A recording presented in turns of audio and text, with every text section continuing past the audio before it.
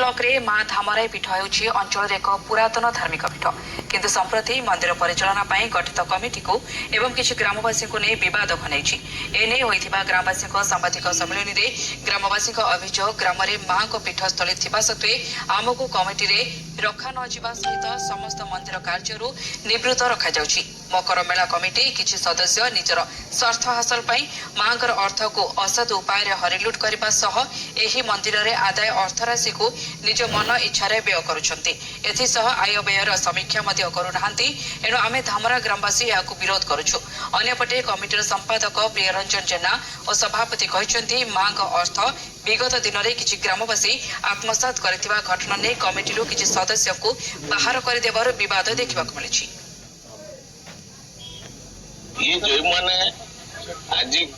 प्रचार करुछंती धामराई कमिटी सभापति संपादक अर्थ आत्मसात करुछंती हिसाब दौनाती या संपूर्ण मिथ्या कथा यार भित्तिहीन कथा जो माने प्रचार करुछन से माने सेवा तो मूलरू राजा ठाकुर ठाकुर होउछंती राजांकर मंदिर बा तार जो जते के एठी मंदिर को लेके विकास हेछि सेटा ए अंचल रो प्रत्येक लोकंकर हम 8 पंचायत रे भी प्रत्येक लोकंकर अवदान साहाय्य सहयोग ज्यादा दुर्नीति हमार मूल कारण होछि कोन हमर ए धामरा गाँ रो प्रायतः कैवत संप्रदाय लोक अछंती ये कैवत संप्रदाय लोक माने धामरा ए मंदिर को पूजा भल मंद सब पूजा बुझी करते एबे बेपर्यंत भी करी आस्तंती किंतु ता भीतर जतिक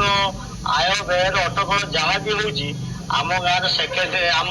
एठिकार जो धामरा ग्राम पंचायत आउ जागुना ग्राम पंचायत सेक्रेटरी आगामी दिन में धामराई मंदिर रे जो अनियमितता सब होउथला सेति पई गत 24 तारिख दिन आमे जिलापाल को ग्रामवासी माने गोटे लिखित आकार रे गोटे अभियोग जणाइथिलु तो जिलापाल मध्ये कहिथिले आम मान जो अभियोग को यथाशीघ्र से बुझिबा पई तो जिलापाल बुझिबा पई।